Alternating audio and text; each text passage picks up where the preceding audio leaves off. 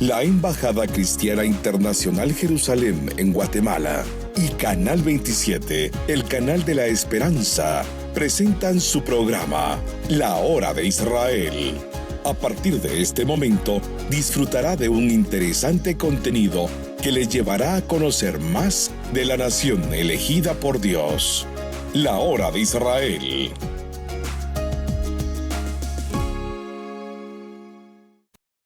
Bienvenidos a la Hora de Israel. Estamos en un día de transmisión realmente triste, pero necesario de ver para que comprendamos todos lo que aconteció durante la Segunda Guerra Mundial en contra del pueblo que Dios eligió, el pueblo judío. Y hoy tengo el gusto, el privilegio de tener a dos personas invitadas de la comunidad judía de Guatemala. Y estoy seguro que cuando usted escuche sus participaciones, va a comprender más aún el valor que tiene lo que estamos transmitiendo históricamente en nuestra querida Guatemala. Permítanme hablarles de la primera invitada. Ella tiene el título de Rabanit. Rabanit significa como la rabina mujer, la esposa del rabino de la comunidad judía. Rabanit Adina Rusek nació en la Unión Soviética. 35 minutos después de su hermanita gemela. A los 11 años, su familia se mudó a Israel, en donde se graduó de profesora en estudios judaicos y de ingeniero en sistemas. Durante los últimos 6 años, trabajaba para las diferentes comunidades judías enseñando judaísmo, la sabiduría de más de 3,000 años, la ética y los valores del pueblo de Israel. Hace un año llegó a Guatemala y en sus palabras tiene el honor y la responsabilidad de ser la rabinat de la comunidad judía de Guatemala. Tiene el privilegio de hablar 4 idiomas: ruso, inglés, hebreo y español. Rabanit, bendita, estoy tan contento de presentarle ante las cámaras del Canal 27 en este día especial. Muchísimas gracias. Gracias por darnos la oportunidad, el honor de poder transmitir un gran mensaje sobre una tragedia grande que ha pasado para nuestro pueblo. Muchas gracias por la oportunidad. Gracias a usted por estar aquí, Rabanit, de todo corazón. La acompaña una persona a la que conozco ya hace algún tiempo, que ha presentado siempre a todo el que puede, en colegios, en universidades, la historia del Holocausto. Pero permítame decirle de quién se trata y luego hablaremos del tema. Rebeca Permut de Sabaj, abogada y notaria, egresada de la Universidad Francisco Marroquín, con maestría en la Escuela de Leyes de Harvard, la universidad más famosa del mundo, con más de 20 años de ejercicio profesional. Es actualmente la vicepresidenta de la Comunidad Judía de Guatemala y directora de Estudios del Holocausto. Rebeca, bendita, para mí es un honor tenerla aquí en el programa. El honor es mío, pastor. Qué gran gusto poder dirigirnos aquí en este programa y el mensaje de paz y amor que usted siempre comparte con los guatemaltecos. Gracias, Rebeca, de todo corazón. El tema de hoy lo va a exponer parte por parte quienes han sufrido con sus abuelos, bisabuelos y familiares la tragedia del Holocausto. Y por ello creo que vamos a tener una vivencia muy importante de comprender que hasta hoy seguimos recordando lo que nunca, nunca, nunca vamos a permitir que vuelva a ocurrir. Quiero pedirle a mi estimada y bendecida Rabanit que comience a contarnos su experiencia, como usted sienta hacerlo, con toda libertad. Gracias. Creo que no hay ni una casa judía que no tenga en su pasado algo de la experiencia que tiene que ver con la Segunda Guerra Mundial. Personalmente, yo tengo dos versiones. Como dijo el pastor, nací en Rusia y crecí con la idea de la Segunda Guerra Mundial. El 22 de julio empezó la guerra. Era un día muy fuerte para el pueblo de Rusia, que en ese entonces el programa en las televisiones salían películas sobre la guerra y todo el pueblo de Rusia sentía un día muy pesado. Pero cuando llegamos al 9 de mayo, era una celebración increíble. Íbamos todos a un lugar grande en la ciudad donde nací yo, que se llama Elektrostal. Elektrostal es una ciudad que está cerca de Moscú. En el tren son 50 minutos. Una ciudad enorme que la gente casi no la conoce, pero solo para explicar en paréntesis qué tan grande era, tenía 2 fábricas muy grandes. Dentro de la fábrica pasaban trenes. Eran tan grandes y solo eran las fábricas, ¿verdad? Fuera de eso, toda la ciudad, los hospitales, los teatros y todo. Entonces, en el día 9 de mayo íbamos todos los niños con mis papás, con todos los familiares, a un lugar grande, amplio, donde llegaban todos los sobrevivientes, los soldados que han luchado, algunos sin pie, algunos sin brazo, algunos que no podían ver con ojo tapado y algunos, gracias a Dios, completos. Y nosotros de niños les traíamos flores y con una admiración enorme los veíamos y les decíamos gracias, gracias por esa lucha, por esa guerra, gracias por tener ahorita el privilegio de tener nuestra Rusia. ¿Cómo se dice? Mamá Rusia, nuestra madre Rusia. Nos sentíamos orgullosos de eso. Los rusos perdieron 22 millones de personas en la Segunda Guerra Mundial. Del lado de mi papá, mi abuela siempre nos contaba que cayó bombas muy cerca donde vivían ellos y desde entonces el hermano de ella no podía hablar de una manera fluida, que tenían que escapar. Mi papá nació en Rusia, cuando mi mamá nació en Ucrania, todo entonces era la Unión Soviética. Del lado de mi mamá también tenemos muchas historias. El papá de la mamá de mi mamá se fue a la guerra como soldado y nunca regresó. Ya mi abuela creció sin saber qué le pasó a su papá. Eran 3 hermanos y la mamá de ellos pasó toda la vida contándoles de su papá, pero ni sabían dónde se enteró ni qué le pasó. Nunca volvió de la guerra. Así crecieron ellos.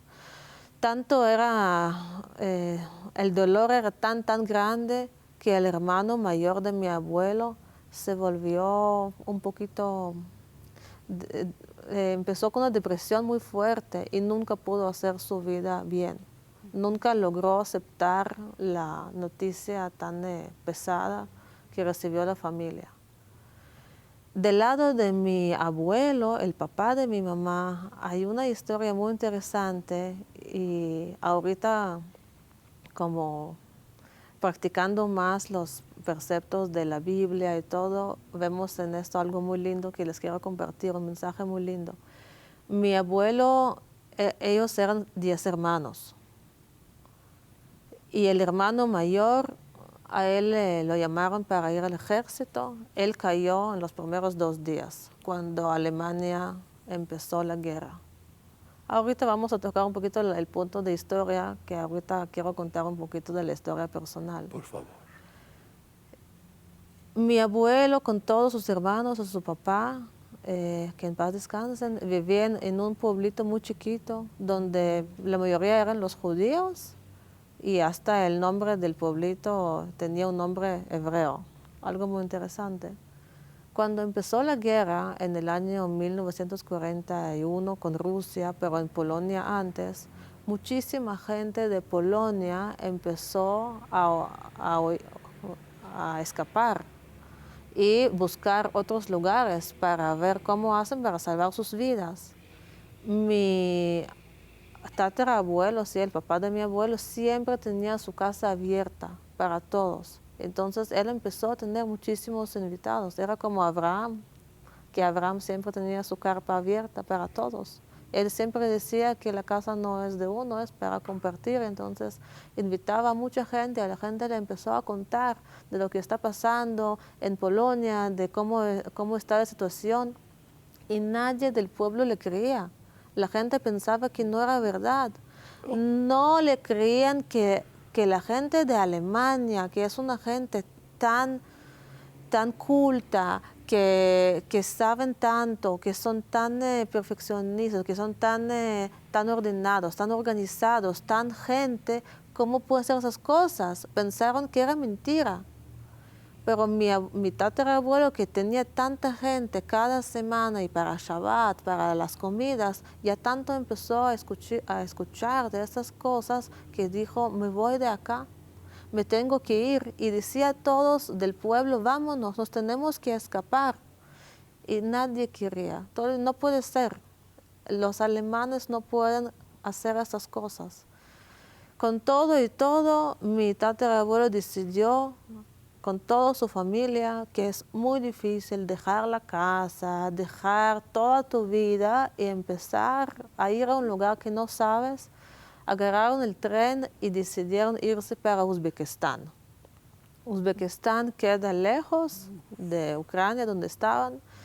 Nos contó que no era fácil, tampoco era fácil, porque los alemanes con sus aviones, ellos tiraban bombas para bombardear el tren, y de camino falleció una niña de ellos, falleció la abuela también, porque la gente se enfermaba, eran varios días, era muy peligroso, y gracias a Dios lograron llegar a Uzbekistán y se salvaron. De esta manera se salvaron. El resto de toda la gente que quedó, fallecieron todos. Todos fallecieron. Los alemanes llegaron, fallecieron todos, porque después de la guerra volvieron y no encontraron ni una sola persona.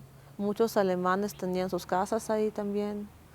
Y siempre me dice mi abuelo que es gracias por el concepto de recibir invitados en la casa, de hacer bondad. Por hacer la bondad, ellos se salvaron.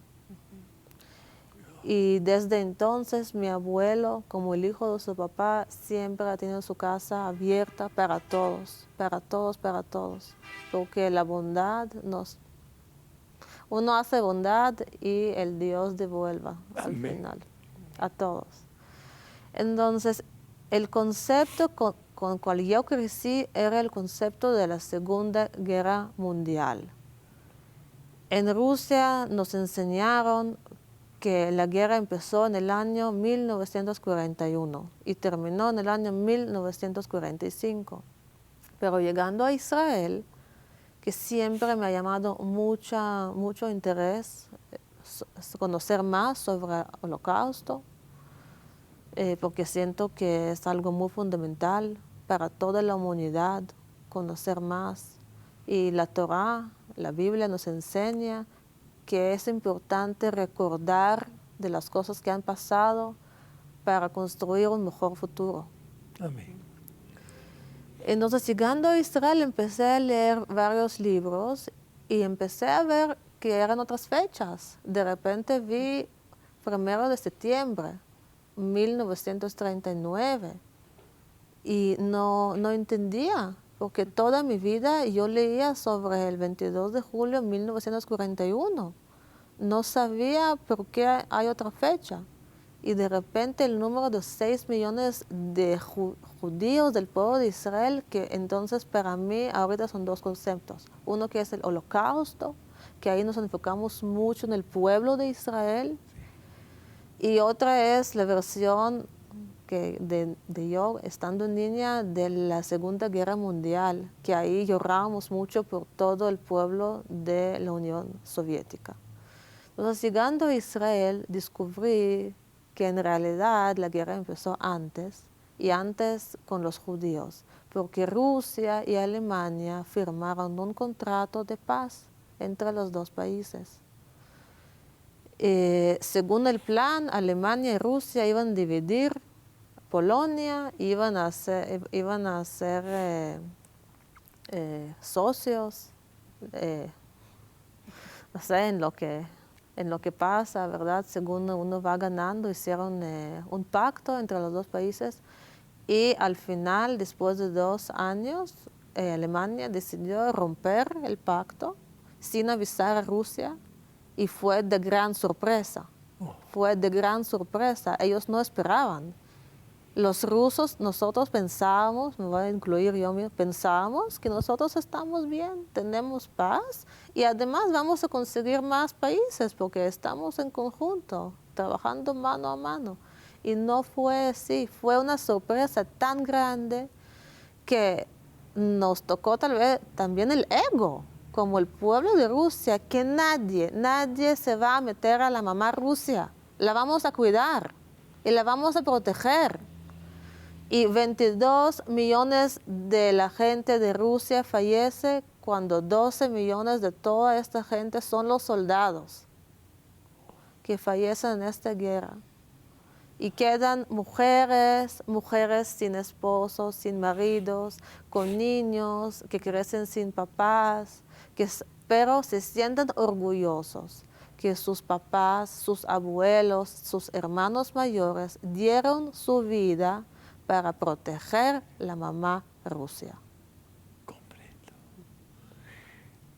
Cuando usted habla así, es bueno comprender a los que están mirándonos que nunca esperaron, dijo, que el ataque viniera, lo cual significa que hubo una traición y significa que hubo una invasión. Pero la reacción fue tan grande para defender lo que dijo a mamá Rusia, que fue al costo de 22 millones de rusos. Pero para que usted sepa, los rusos fueron los primeros que llegaron a liberar, a pelear en contra del régimen nazi. Los segundos fueron los aliados.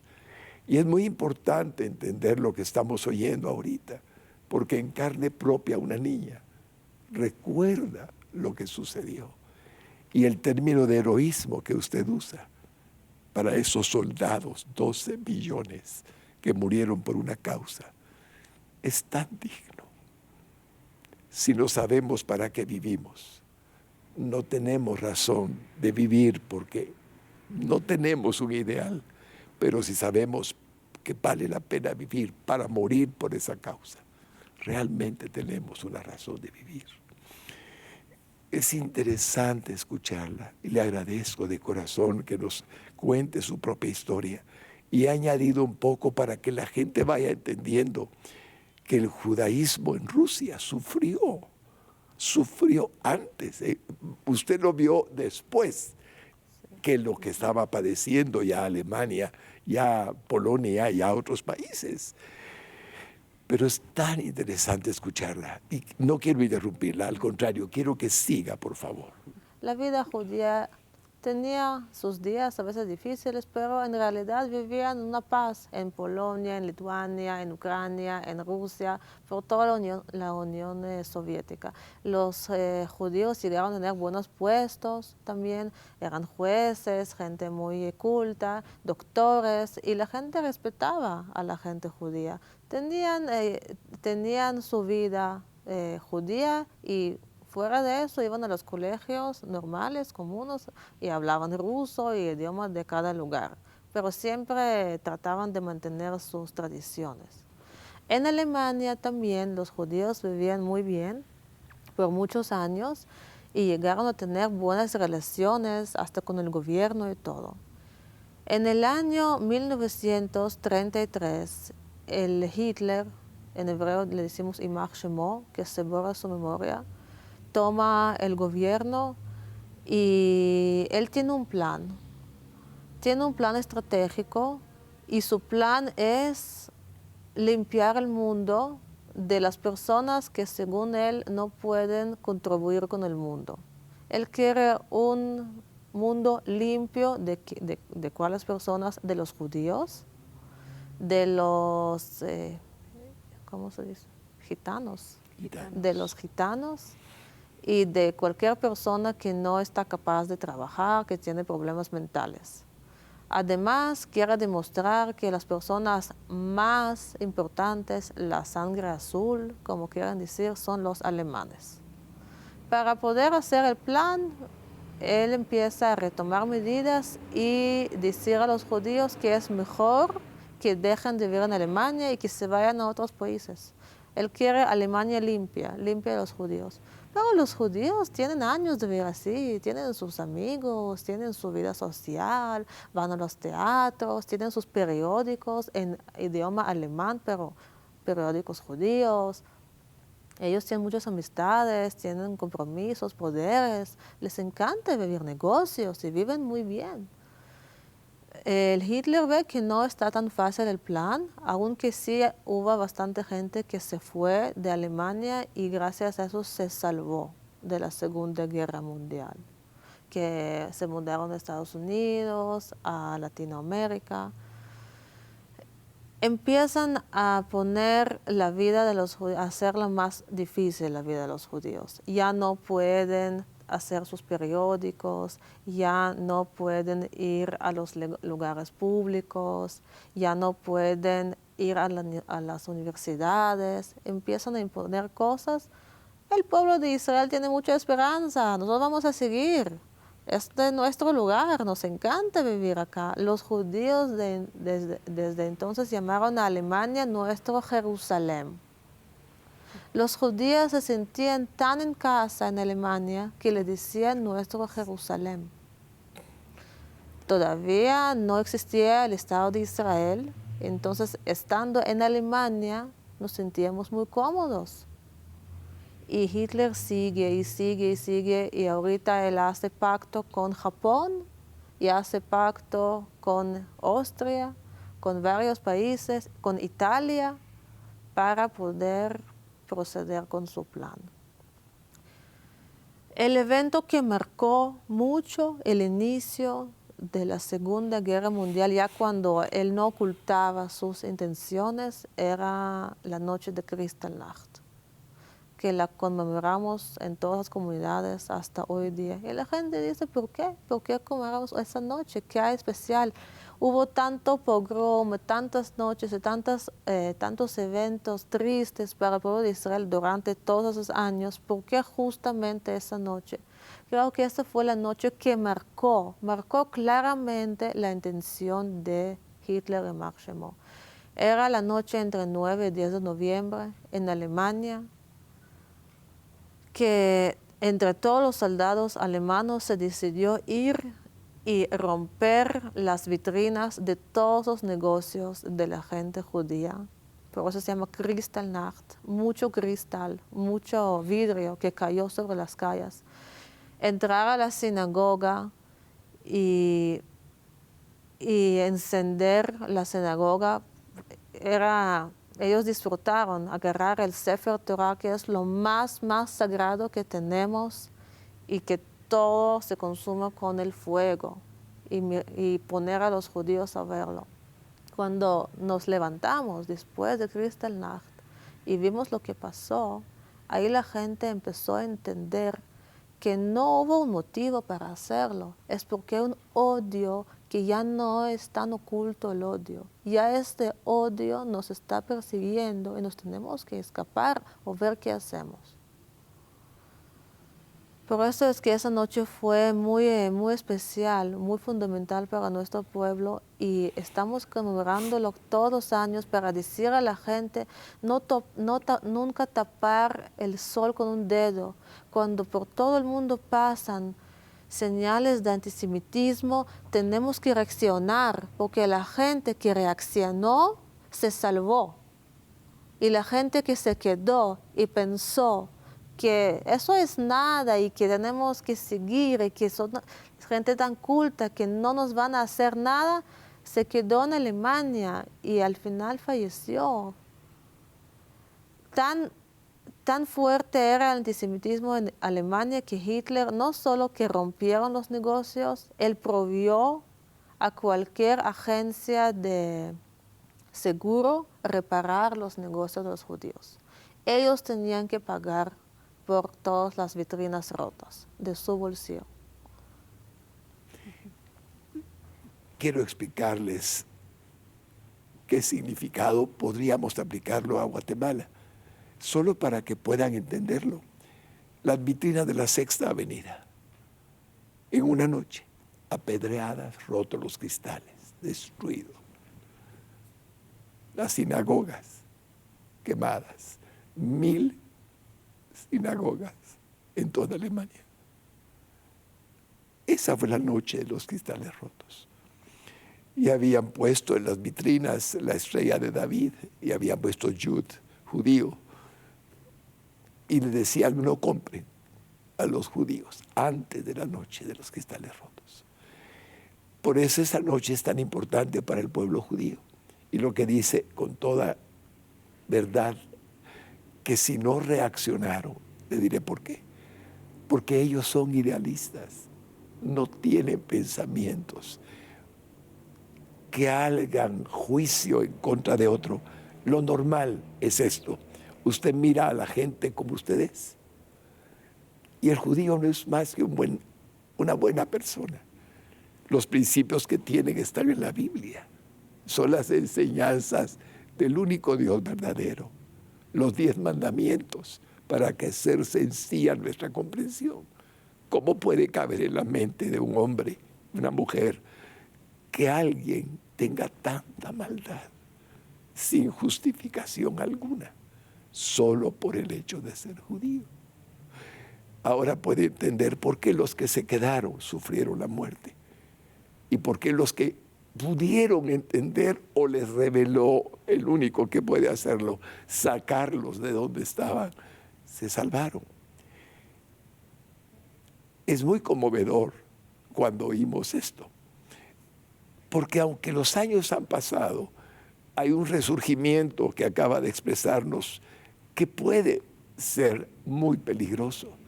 Y Guatemala no va a ser parte de ese resurgimiento de nada que tenga que ver con antijudaísmo, antisemitismo.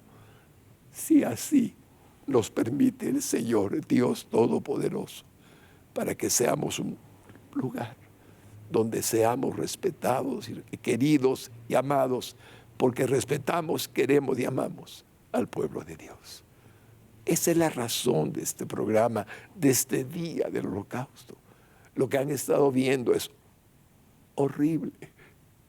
La expresión de ver cuerpos como los que han visto en las documentales que hemos presentado es muy triste, pero es real.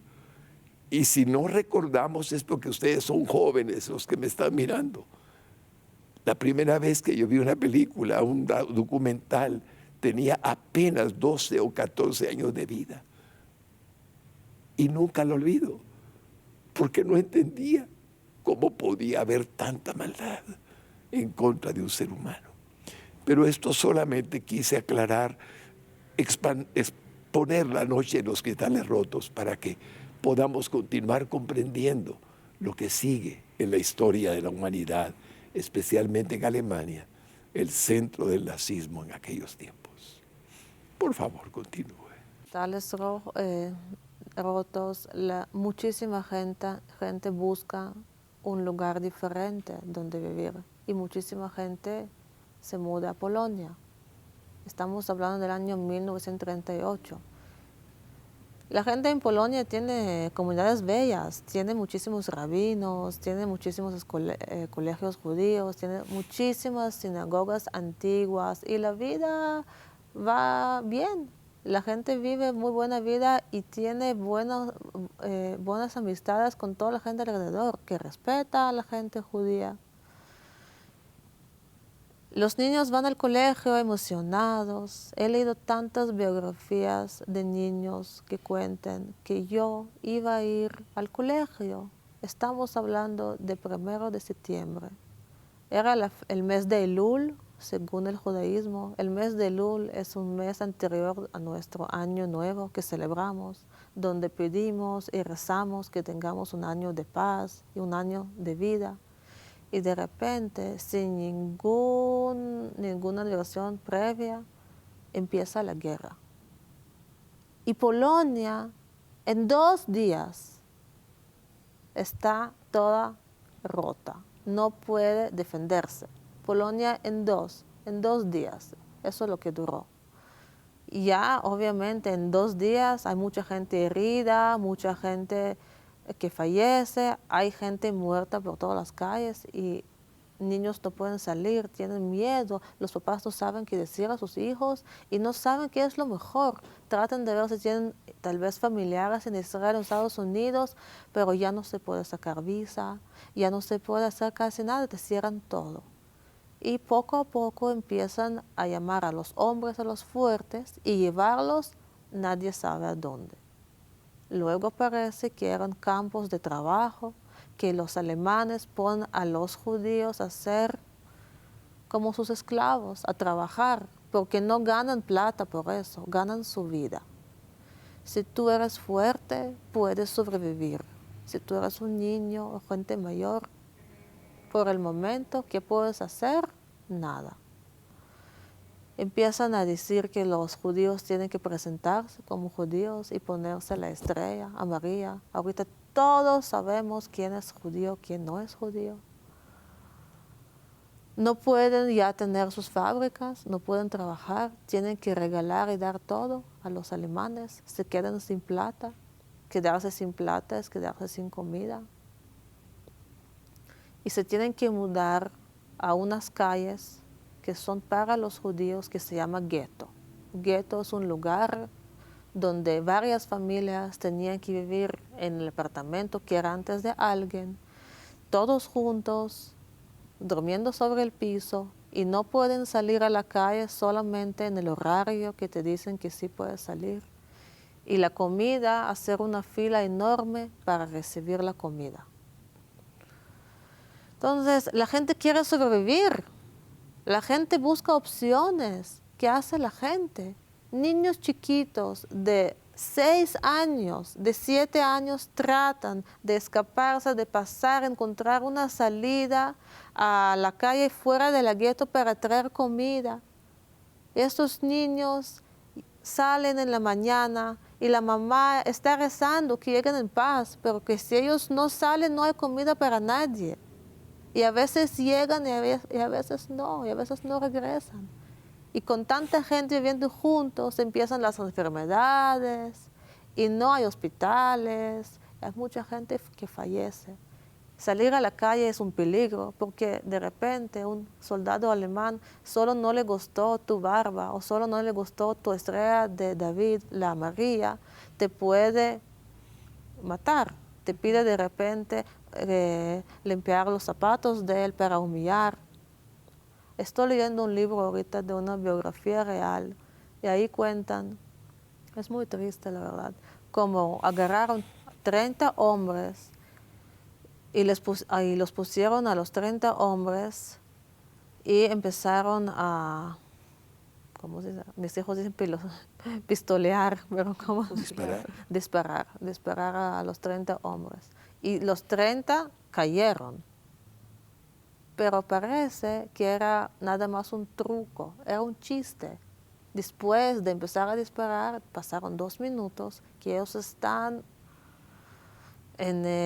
como se congelaron, ¿verdad? Porque no saben ahorita a quién tocaron y ya cuando pararon de disparar, después de 2, 3 minutos, ven que oh, estoy vivo, vivo. Y empiezan a levantarse y los alemanes se ríen, porque era nada más un chiste de asustar. Porque lo que ellos querían era romper nuestro espíritu, no solamente matarnos, sino romper nuestro espíritu como pueblo y decirnos, a ver, entra tú a la sinagoga, tú tienes que agarrar el Sefer Torah y lo tienes que romper. Ellos querían hacernos sentir tan pequeños, perder nuestros valores, pelear por la comida, pensar qué hago yo, si mi hijo tiene que comer y yo tengo que comer, ¿quién tiene que comer primero? ¿Qué hago con mis papás que no pueden, que tienen una edad tan avanzada y no se pueden mover? ¿Qué hago? ¿Me quedo con ellos porque soy su hijo? Pero si me quedo con ellos quiere decir que no me puedo salvar. O me voy yo y escapo. Esas dudas, esos conflictos generan tanto incertidumbre, tanta duda que uno no sabe cuál de verdad es su valor ahorita, qué es lo que queremos salvar. Y lastimosamente los goim apoyan a los alemanes y por una buena plata ellos cuentan que los judíos están acá, se esconden, los judíos, él es judío, y nada más por recibir un poquito de plata. ¿Goim no son se venden. de Polonia? Los gentiles, la gente, Gentiles. sí. Los judíos buscan opciones, cómo se pueden salvar. Ellos ya saben que los que se van en los trenes no sabemos qué pasa. Todavía, como no existía internet, noticias, la gente no sabía realmente lo que estaba pasando. Ellos veían trenes llenos de gente, no trenes normales, trenes de ganado. En estos trenes llevaron a la gente, trenes llenos de la gente por días, sin comer, sin poder ir al baño. La gente hacía sus necesidades dentro del tren porque no tenía otra opción, con niños, con susto, con frío. Entonces la gente vio eso, pero no sabía dónde iban los trenes. Ellos no sabían. Y sabían que habían hombres que iban a trabajar en campos de trabajo y que eso era vida. Mientras puedes trabajar, tienes tu vida.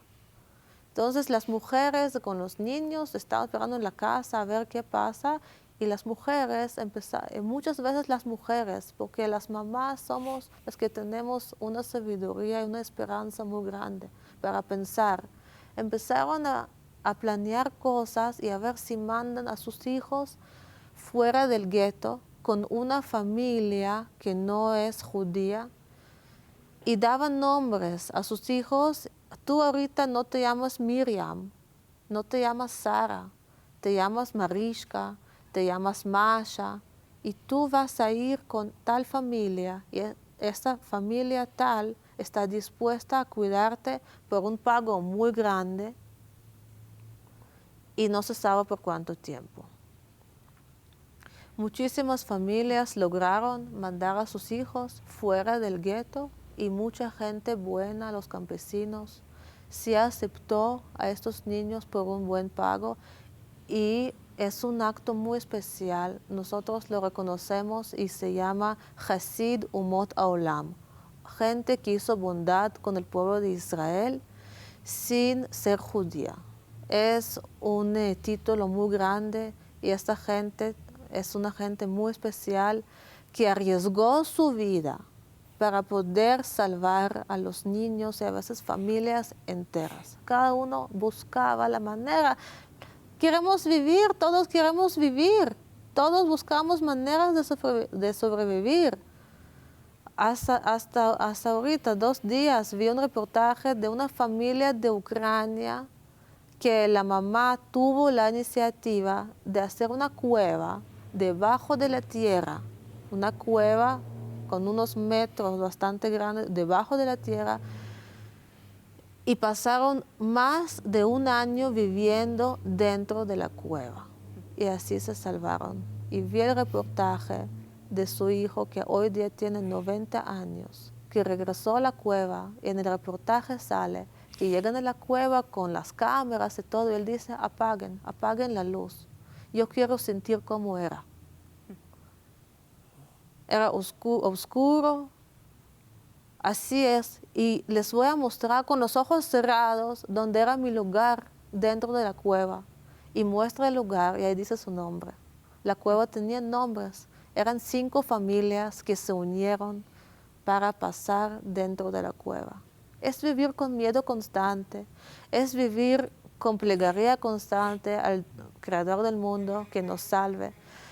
Y hay mucha gente que perdió la esperanza porque fueron años, al final fueron años, no fueron 2 días ni 2 meses.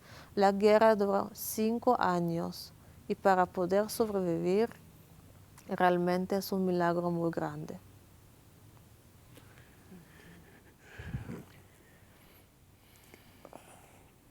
Es difícil entender tanto sufrimiento irreal. No es algo que imaginamos, es algo que vivimos. Y creo que toca el corazón. Cuando habló de gueto, imagínense unas murallas rodeando una colonia de aquí de Guatemala, de unas 1000 y más casas. Y allí,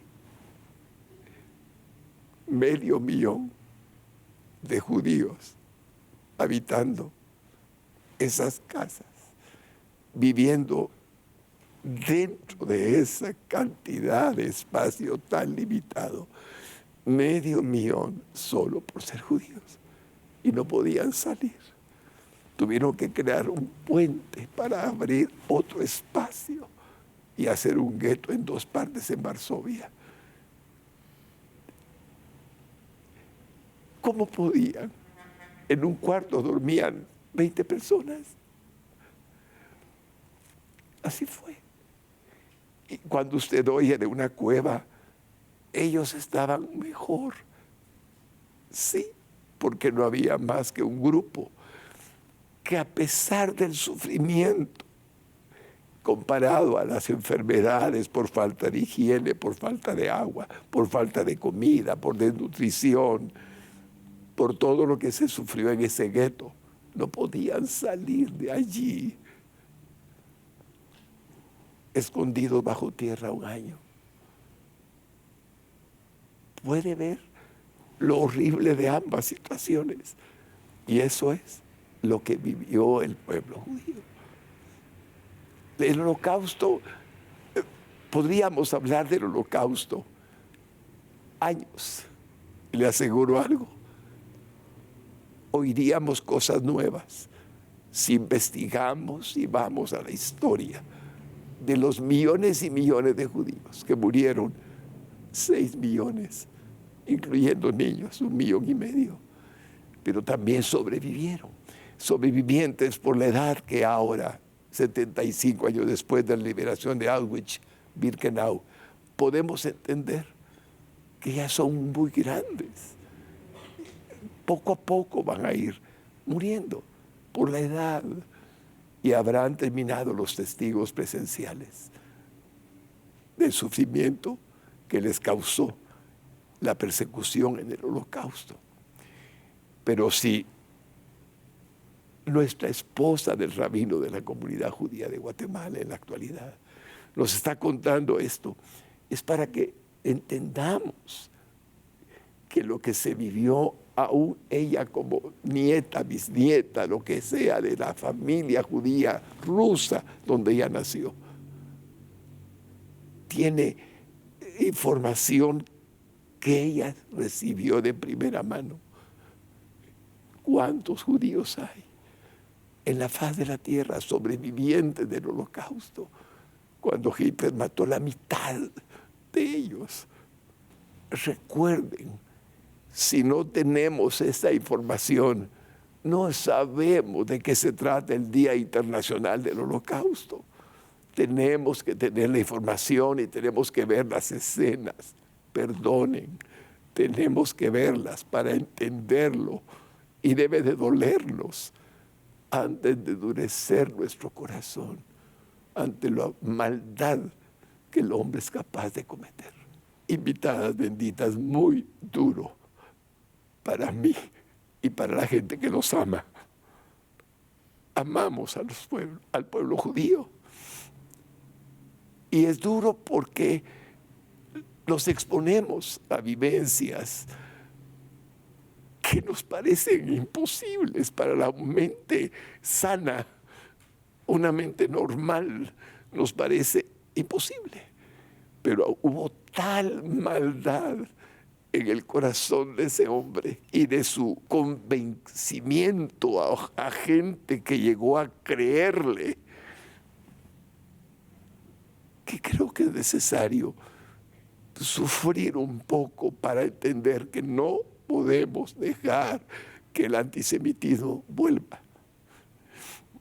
Pero no quiero interrumpirla de nuevo, pero Señor, dame gracia para que entendamos todos lo que estamos haciendo.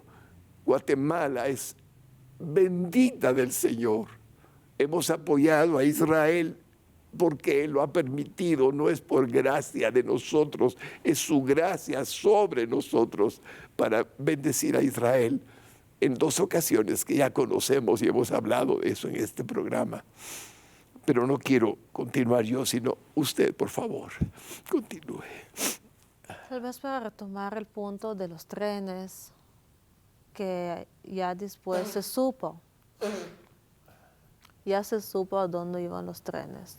Los nazis planearon muy bien, tenían un plan perfecto, cómo es que iban a limpiar el mundo de toda esta gente. Y mandaba trenes y trenes y trenes y trenes a campos de, ¿cómo se dice? Exterminio. De exterminio, sí. Que el famoso de esos campos es el Auschwitz. Cada persona tenía número puesto sobre su mano, sobre su brazo. Personalmente conozco varias personas que sobrevivieron y hasta su último día tenían su número puesto sobre el brazo. De sus testimonios dijeron que desde entonces, desde entrar al campamento, no éramos personas, éramos un número nada más. A nadie le importaba cuál es tu color favorito, cuál es tu comida favorita. Solo tenías que saber qué número tenías sobre la mano. Desde las 4 de la mañana, estar parado en una fila de muchísima gente, sin ropa, todos con uniforme de rayas. A veces te quedaba, a veces no te quedaba, porque las medidas no era nada importante, ¿verdad? Dejabas todas sus cosas para los alemanes y tú recibías una pijama de rayas, a veces corta, a veces larga, grande, pequeña, con el frío, con la lluvia. No tenías abrigo, no tenías nada, así tal cual, estabas ahí parado por horas, porque para los alemanes el orden era muy, muy, muy importante. Llegando a estos campos se hacían 2 filas, a la derecha y a la izquierda. A la derecha era para vivir y la izquierda era para ir a bañarse, tomar una ducha para limpiarse. Y cuando se abría el lugar, la ducha se abría, no salía agua, sino salía gas. Y la gente pasaba a otro mundo, dejaba este mundo. Hay mucha gente que llegaba en familia, la mamá con niños chiquitos iban a la izquierda, los niños grandes iban a la derecha. pero ya sabiendo, ellos se escapaban para unirse con la mamá. Ellos no querían dejar a su mamá con sus hermanos, no querían dejar a su abuelita, no querían dejar a su abuelo. Ellos dijeron que prefiero morir, pero junto con mi familia. Y quiero retomar un punto que es algo muy especial, tanto que ellos querían matar nuestro espíritu, el pueblo de Israel, Am Israel Chai, somos un pueblo vivo y creemos en Dios y sabemos que todo lo que Dios hace es para bien. Y la gente iba a estas cámaras de gas sabiendo que es un decreto divino y aceptándolo, y la gente cantaba yendo ahí, cantaba que Hashem nos eligió para hacer su sacrificio, para cumplir con el decreto, y lo aceptamos. Era impresionante verlo. Muchas veces se preguntaban, ¿cuál es tu última palabra? Y la gente decía, Shema Israel, Hashem Elokeinu, Hashem Echad, oye Israel, Dios es tu Dios. ¿Verdad? Eso es lo que la gente decía. En los mismos campos, a veces ellos lograban meter un sidur o unas hojas de un libro de rezos, siduros en libros de rezos, o alguna parte de la Biblia. Hay gente que con su mano escribió el libro de rezos de memoria. Y lo tenemos ahorita en unas comunidades, tenemos el libro de rezo que tiene todos los rezos completos, lo que rezamos cuando es un mes nuevo, cuando lo que se reza en Shabbat, sábado, lo que se reza diariamente. La gente lo sabía y la gente hacía filas para poder prestar y poner su vida en peligro para poder cumplir con lo que nos dice Dios y ayudar a los demás. Y la gente ponía su vida en peligro para ayudar a una amiga a levantarse y sostenerla en la fila, porque a veces no podía ya. Y el que no se podía estar cuando contaban los judíos en la mañana, el que se caía, ahí mismo lo mataban. Entonces, entre las amigas, los amigos lo sostenían. A veces tenían que caminar por horas para poder trabajar y no podía, y la gente no podía caminar. Y entre varias daban ánimo, vamos, y sostenían, porque eso es el amor hacia el prójimo, de ser humano, de dar mi pan hoy, porque ella lo necesita más que yo, aún que yo me tengo que ayunar un día. Yo quiero salvar la vida a esta persona porque somos hermanos. Y dentro de todo tan difícil, duro, que la gente perdió sus familiares, que los niños a veces veían cómo matan a sus papás, que tenían tanto susto y miedo, dentro de todo eso, todavía trataban de ayudar a los demás, de salvar a los demás. Habían enfermeras que trabajaban, que daban medicinas y sabían que no se podía, pero daban y arriesgaban sus vidas y salvaban a otras personas, porque tanto que nos querían matar el espíritu, nosotros queremos demostrar, somos seres humanos y jamás vamos a ser como ustedes los alemanes, que la maldad que trajeron era algo impresionante, que no cabía. Y la pregunta es, ¿qué hacía el mundo? ¿Qué hacía el mundo al respecto? Los alemanes eran muy sabios. Ellos tenían un campo de concentración de niños donde hacían todo el show que estos niños tienen buena vida. Estos niños tenían clases de música, clases de arte y juguetes. Y ellos mostraban a todo el mundo, con los medios que habían entonces, que nosotros sí nos preocupamos por estos niños, por esas personas. Tenían nada más una ventanita dentro de todo este mundo negro, una ventanita de luz donde todo el mundo podía mirar que no es cierto lo que están diciendo. Son buenos. Tienen estructura, tienen disciplina, tienen niños, tienen actividades, tienen vida, tienen comida, tienen colores, tienen un lugar agradable. Y tocan violín, y tocan piano, porque los que sabían tocar instrumentos ya tenían más asegurada su vida. A los alemanes les encanta la ópera, el teatro, toda la música, ¿verdad? Entonces, al principio el mundo no sabía de lo que pasó. Dos personas lograron escapar de Auschwitz y ellos trajeron con ellos un plan hecho a mano cómo está el Auschwitz, dónde es que se trabaja, dónde que se duerme y dónde está el lugar con cámaras de gas que mató a tanta gente. Se escaparon y con este plan empezaron a pedir ayuda del mundo, teniendo exactamente dónde están los nazis, dónde están parados. Es cuestión de, por favor, ayúdanos. Y nadie les creía. La gente pensaba que eran locos. Eso no puede ser realidad, eso no puede pasar jamás. ¿Cuál ser humano puede agarrar familias y matarlos dentro de cámaras de gas? Eso no puede ser. Estas dos personas son personas locas. Ellos dicen una mentira. Además, los alemanes, además todo el lugar agradable que hicieron de esta ventanita, ¿verdad? Y el mundo no hizo lo que tenía que hacer porque según el mundo no pasaba algo tan grande. Hasta que pasaron las voces y empezaron a ver que sí es una realidad. Entonces Estados Unidos empezó a ser parte de alianza con Rusia. Personalmente conozco a una persona que es ruso, él, de Ucrania. Él como soldado llegó caminando a pie hasta Berlín, desde Rusia. Lograron llegar hasta Berlín. Y ahí es que era 8 de mayo, el día que celebramos tanto, que es el día de la victoria, ¿verdad? Otra vez en los libros que leí yo en Israel, dice que los gringos, los de Estados Unidos vinieron a salvar. Ahí también tuvo mi conflicto. ¿Quién al final salvó al mundo?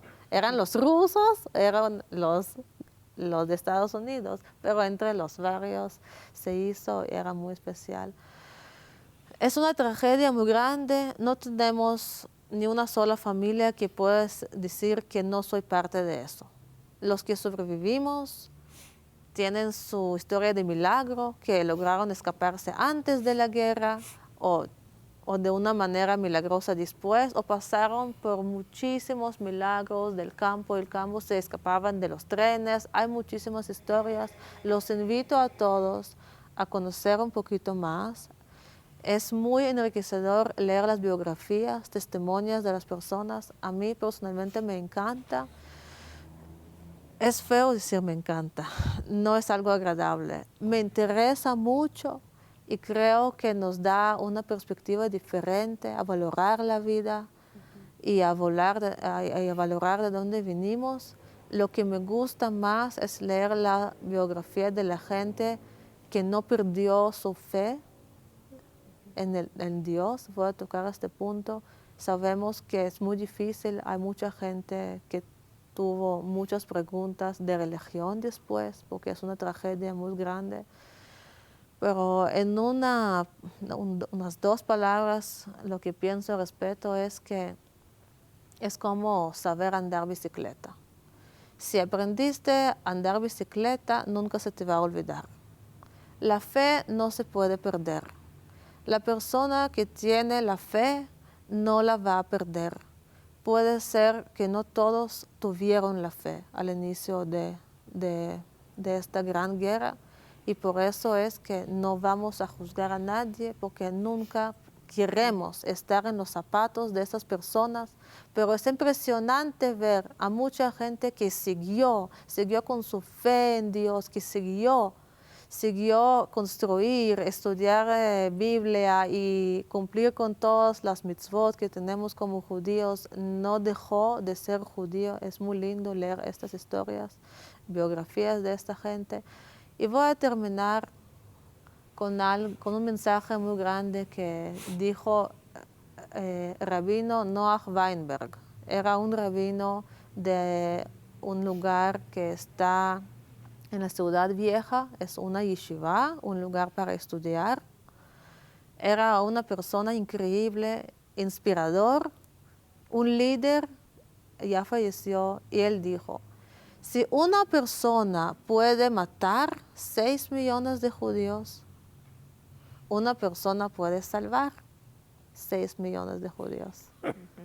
Entonces, me encantó el mensaje y creo que todos nosotros tenemos que valorar el poder que podemos llegar a tener, luchar por la vida, luchar por el bien, por tener nuestro mundo mejor cada día y día.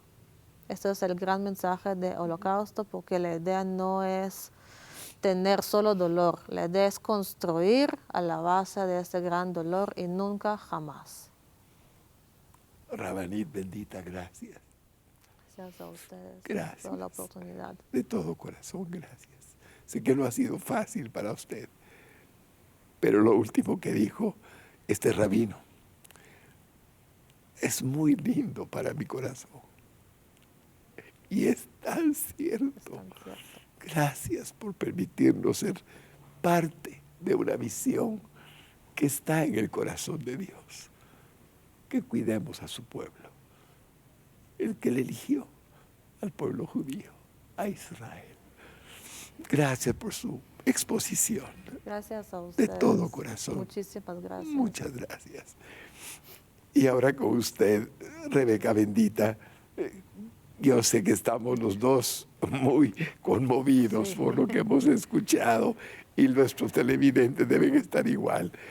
Pero me gustaría que usted nos dijera algunas palabras que nazcan en su corazón, porque conoce del Holocausto y como vicepresidenta de la comunidad es muy importante oírla. Difícil hablar después de estas palabras que nos han invitado a la reflexión profunda por parte de nuestra Rabanit.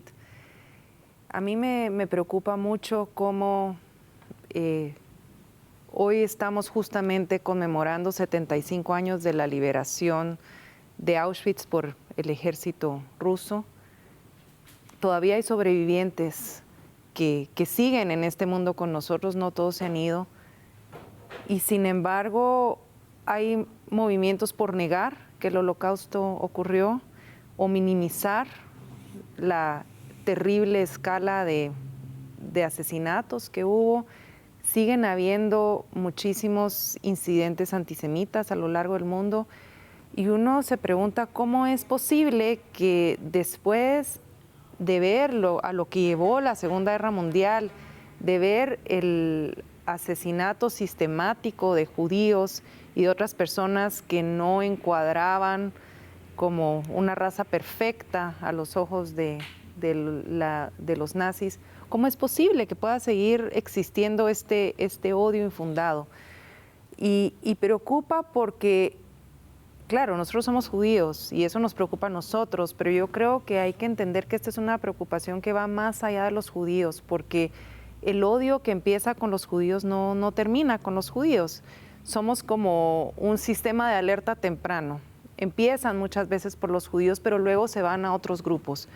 Nos decía la Rabanit, luego también había persecución contra los gitanos, había persecución contra los homosexuales, había persecución contra aquel que es diferente. Entonces, yo considero que la lucha contra el antisemitismo no es una lucha que pueda ser hecha solo por los judíos. De hecho, necesitamos de quienes no son judíos que nos apoyen en esta lucha, no solo porque es lo correcto, sino por lo que decía anteriormente, que el odio que empieza con los judíos no termina con los judíos. Y muchas veces nos preguntamos, bueno, ¿y por qué sigue habiendo antisemitismo? ¿Cuál es este motivo infundado, este odio ciego? Y pues solo algunas reflexiones mías son, ya están pasando muchos años desde que fue el Holocausto, cada vez la memoria se va diluyendo, ya no vamos a tener a los sobrevivientes para que nos cuenten de primera mano lo que pasó. No importa si Steven Spielberg grabó a tantos, nunca la tecnología va a ser como escuchar de primera mano el relato, el testimonio de alguien que estuvo ahí. Entonces se empieza a diluir esa memoria, hay mucha ignorancia sobre el tema, hay muchísimas encuestas en que los jóvenes nunca han oído de Auschwitz, por ejemplo, nunca han oído de Majdanek, de otros campos terribles de exterminio, no conocen la historia y el que no conoce la historia pues está condenado a repetirla. ese creo que es un motivo de este antisemitismo. Sin embargo, creo también que hay otros. Actualmente también las redes sociales, el anonimato de las redes sociales en las que se puede decir cualquier cosa vil sin dar la cara, porque cuando uno tiene una opinión y la va a dar frente a alguien, se puede tal vez mesurar o ser un poco más prudente o dar la cara con lo que uno opina siempre es más difícil, pero en un mundo de redes sociales donde se pueden crear páginas anónimas o perfiles de personas que no existen y pueden decir cualquier barbaridad, es una fuente de odio que no está regulada. Y entonces empiezan a haber muchos movimientos de personas que esa es su fuente de información, creen que eso es lo real o quieren creerlo, o este fenómeno de los lobos solitarios, que le llaman, gente que se radicaliza en sus propias casas con este tipo de esta información que genera tanto odio y sale a hacer atentados antisemitas. Creo que hay que permitir, claro, la libertad de expresión, pero siempre dentro de un marco regulado. Si usted va a mandar un artículo a un periódico, se lo van a revisar y le van a decir si puedes decir esto, te lo publico, no te lo publico. Sí. Porque es que en las redes sociales la gente se siente empoderada a decir cualquier cosa sin ningún tipo de control, sin ninguna consecuencia. En algún momento, creo yo, las redes sociales van a tener que autocorregirse, pero no podemos permitir que los valores se destruyan por una malentendida libertad de expresión. Yo estoy muy orgullosa como guatemalteca y como judía que en Guatemala sí se estudia sobre el Holocausto. Tenemos un convenio con el Ministerio de Educación en que es obligatorio incluir estos estudios. Y ya tuvimos 4 excelentes años con el doctor Óscar Hugo López como ministro de Educación, y tengo la confianza y la fe que con este próximo Ministerio de Educación también se va a seguir adelante con estos estudios, porque no solo es aprender la historia, es aprender de ella, es aprender civismo, es aprender valores. Entonces, en Guatemala, tristemente, a veces la educación no llega a todos, pero cuando van a las iglesias y les enseñan como usted el mensaje de paz, de amor, de querer al pueblo de Israel, ese mensaje pasa adelante. Y por eso es que nosotros como judíos muchas veces, si vamos al interior y saben que son judíos, personas que nunca nos han visto, nos abrazan y nos quieren, y eso es gracias al mensaje que ustedes dan de amor, de respeto. Es la educación. Tal vez no es una educación formal como la escuela, pero es la educación y el mensaje que ustedes pasan. Y yo sí quiero aprovechar este momento para agradecérselo, pastor. Usted lleva 30 años o más de transmitir este mensaje de amor y de cariño, y como judíos nosotros nos beneficiamos de esa educación que usted da y que personas como usted la dan. Así es que ese sería realmente mi mensaje. Unámonos en contra del antisemitismo, no solo porque es lo correcto, sino porque también al hacerlo, quienes no son judíos están haciendo una barrera de protección hacia los valores judeocristianos que basan nuestra sociedad y que en Guatemala sí se respetan. Gracias, Rebeca, bendita, por sus palabras. Me siento tan agradecido con el único Dios verdadero, que es quien nos da la vida y el sentir en el corazón. Me siento dichoso de haber ido a Israel a un año de haber sido convertido y haber visto la Biblia abrírseme y comenzar a amar dentro de mi corazón al pueblo que Dios eligió, y comprender por qué los eligió, y comprender lo que está escrito en su palabra y cómo esa tierra les fue dada por el mismo Dios verdadero y único. Es una alegría para mí decirles que desde entonces, hablo de 1985, conozco a Israel y conozco al pueblo judío. Y he dicho muchas veces, Rebeca, y quiero decir esto ante alguien que es su autoridad espiritual como esposa del rabino. Dios los eligió. Indudablemente. Hay evidencia hoy de su elección. Podemos ver a premios Nobel que ocupan un 25% por lo menos judíos, entre tantos que han habido en una nación tan pequeña en comparación con otras naciones. Podemos ver inventos que han bendecido a la humanidad y podemos ver el corazón de ustedes, un corazón fundamentado en un temor reverente al único Dios verdadero. Practicar los mandamientos es toda la diferencia. El hombre sin fe, que no conoce ni teme a un Dios verdadero, no sabe lo que hace. Y estoy seguro que me siento agradecido con toda mi alma. Y usted como cristiano debe saber que amar a Israel es agradar al Señor, a Dios. Y no hay nada más grande para el hombre o la mujer que exista en este momento de su vida que amar a un Dios único y verdadero, amando lo que él ama. Con mi tía, con mi esposa, teníamos un dicho muy fácil de decir: lo que se ama, se cuida. Eso era todo. Me decían, pastor, vemos a usted y a su esposa tratándola como una verdadera esposa de un varón. Lo que se ama se cuida. Pero no es solo entre un matrimonio o los hijos. Son ideales. Es a un Dios que realmente nos ha dado todo lo que somos. Es su revelación que les dio a la humanidad a través del pueblo que le escogió, el pueblo judío. Espero que este programa de la hora de Israel en el día de la conmemoración internacional del Holocausto les haya bendecido. Y hay muchas mujercitas que seguramente han visto el programa. Créanme que me siento tan contento de decirles: vale la pena perseverar en nuestra fe, creerla con todo el corazón. Y yo no olvido lo que dijo nuestra invitada especial como esposa del rabino de esta comunidad bendita.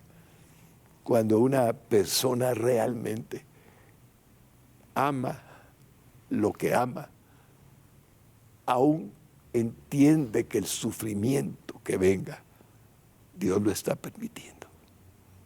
Lo dijo y me hace sentirme tan seguro de lo que creemos.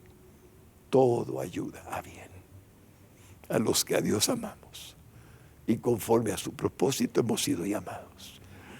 Termino diciendo, solo unos cuantos meses después del Holocausto nace, unos años, nace el Estado de Israel. Y ese Estado de Israel está escrito por los profetas. Vendrían de todas las naciones del mundo a formarlo. Y ya lleva 72 años en breve de existir. Y ha hecho tanto bien a la humanidad. Para la gloria del Señor. Gracias por haber venido, por haber estado en este programa. Me siento honrado de haberla conocido. Me siento muy honrado. Muchísimas gracias. ¿Puedo agregar algo? Por favor. Dice, sobre lo que usted dijo sobre el Estado de Israel, dicen nuestros sabios que la guerra mundial fue como el parto, que trae muchos dolores, pero luego nace el bebé. Eran los dolores del parto, muy fuertes, por 5 años, pero gracias a Dios tenemos el Estado de Israel. Esto fue nuestro bebé, que acaba de cumplir 72 años. Amén. Muchas gracias de todo corazón. Rebeca, bendita, muchísimas gracias. Gracias también. a usted, pastor, y a todos quienes escuchan su mensaje de paz y que siempre tenga usted muchos, muchos años más de seguir transmitiendo su programa y su fe y todos los que nos beneficiamos por ese mensaje de paz que usted da. Gracias, Rebeca, por sus palabras tan lindas. No, es un honor. Gracias, de verdad. Estoy seguro que la programación que sigue va a ser difícil que los niños la vean. Recuerden mis palabras. Por eso la franja infantil no va a transmitirse hoy, sino va a haber un mensaje a los niños diciéndoles que no estamos pasando las caricaturas bíblicas que siempre transmitimos, porque en el Holocausto murieron 1,5 millones de niños inocentes. Y en homenaje a ellos no estamos transmitiendo la franja infantil. Pero el niño lo entenderá porque Silvita, la productora, ha hecho un spot muy lindo reconociendo en memoria de aquellos que murieron solo por ser judíos, sin ningún motivo real. Nuestra programación infantil no se estará llevando a cabo. Gracias por este tiempo tan lindo que nos has permitido, Dios verdadero y eterno. Y gracias a usted por haber estado en sintonía de la hora de Israel dentro del marco de la conmemoración del Holocausto. Solo me resta agradecerle su audiencia, su atención a lo que han oído. Y hay una frase, una palabra que tiene mucho que ver con lo que creemos del futuro de Israel. Shalom. Shalom Israel. Shalom pueblo judío. Shalom Guatemala. Con todo mi amor en el santo nombre del Señor, reciban gratitud y bendición de este canal y del pueblo judío.